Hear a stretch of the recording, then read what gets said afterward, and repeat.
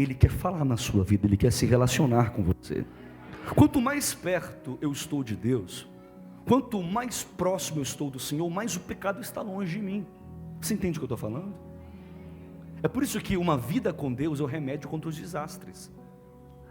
Se afasta de Deus, você vai pecar, você vai para o mundo, as iniquidades farão parte da sua vida, a sua mente será cauterizada.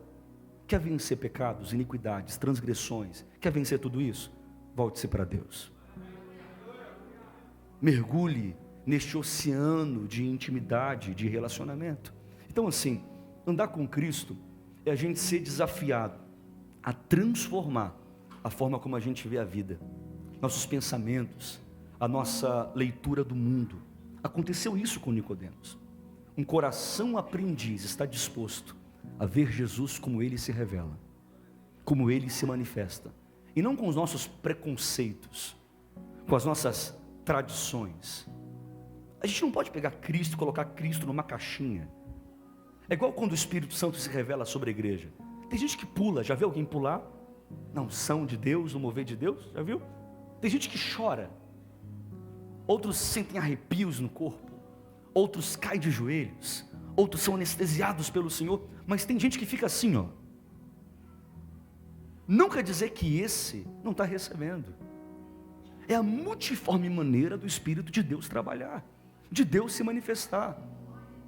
Quando me perguntam assim, bispo, mas aquela coisa, né, bispo, o vinho, pode ou não pode, é pecado ou não é pecado, mas é do mundo, é de Deus. Mas Jesus, bispo, Jesus tomou vinho, mas e Paulo, e na igreja? É sempre uma confusão assim. Exemplo, na ceia, eles tomavam tanto vinho que ficavam embriagados. E Paulo fala assim, gente, presta atenção no que vocês estão fazendo. Paulo exorta. Então tinha fermento, era um vinho que tinha fermento. Foi Paulo quem disse isso. Para Paulo, ele aconselhou o seu discípulo a tomar um pouquinho de vinho. Pergunta para mim se eu tomo vinho. Eu não tomo vinho. Pergunta para mim se eu bebo alguma coisa que tem álcool. Eu, Rinaldo, não bebo. Porque para mim, Rinaldo, para mim, que sou um sacerdote de Deus, eu sei que eu preciso correr. Eu preciso evitar. Para mim isso é importante. Bispo, mas eu posso? Depende, meu irmão. Depende do seu histórico. Bispo, eu era cachaceiro. Foge. Um abismo chama outro. Bispo, eu só tomo com a minha esposa, na minha casa, família, então não vejo problema. Mas você entende como funcionam as coisas? Você entende que é assim que a gente tem que se mover? Quem entende, sim ou não? Tudo é lícito, sim ou não? Mas tudo convém? Não. Bispo, bebia que rolava. Sai fora disso, viu? Agora, a gente quer colocar algumas barreiras. E esse é o grande problema. O cara chegou em mim e falou assim, bispo, eu quero batizar. Eu falei, então bora batizar, meu irmão. Está ali o tanque batismal, fica na lateral aqui, vamos lá. Vou te batizar agora. Aí ele, não bispo, mas sabe como é? Eu ainda tenho alguns vícios. Eu falei, qual o problema? Mas bispo, eu ainda, sei lá. Falei, o que te impede de batizar? Não, primeiro eu tenho que me livrar de tudo para fazer isso, não é não? Falei, mas aonde você ouviu isso? Aonde você leu isso na Bíblia? Aonde está registrado isso? Me conta, aonde está isso na Bíblia? Imagina, irmãos, imagina uma pessoa, cara, eu tenho uma casa, eu faço a reforma da minha casa toda, eu vou lá, eu pinto a casa, eu arrumo tudo, eu coloco tudo na casa, aí depois que eu terminei tudo, eu falo assim, ô pedreiro, vem cá agora, arruma aqui. Isso não tem sentido. Imagina eu fazer os meus móveis, arrumar tudo e depois falar assim, marceneiro, vem cá agora. Não tem sentido.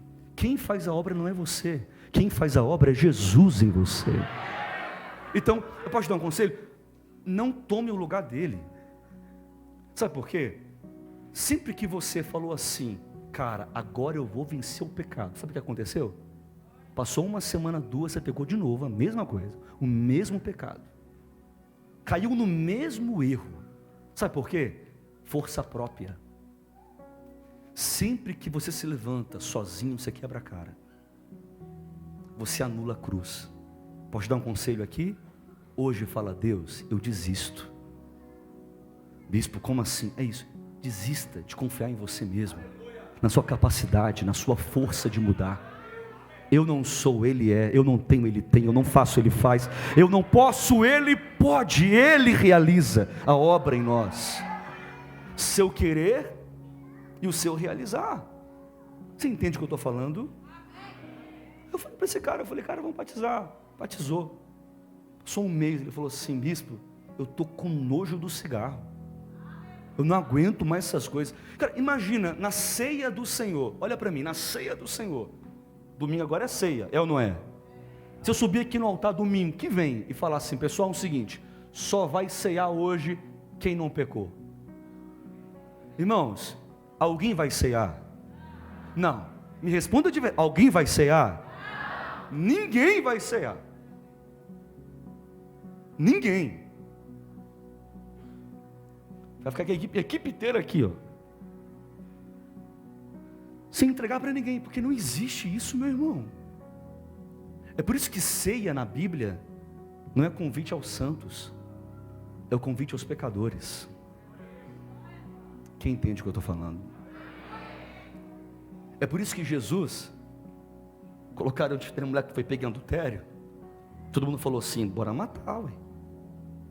A lei fala sobre isso, vamos jogar pedra, vamos lançar pedra, vamos destruir ela agora.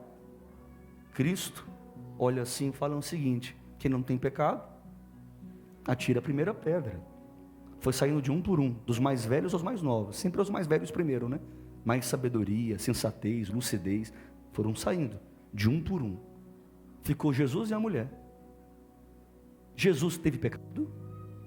Não, responda, teve pecado? Nunca, Jesus nunca pecou. O único perfeito, Jesus nunca cometeu um pecado. Nunca cometeu um erro. E não nasceu em pecado como eu e você. Jesus, o único perfeito, falou assim: mulher, nem eu tenho nada contra você. Vá em paz e não peques mais.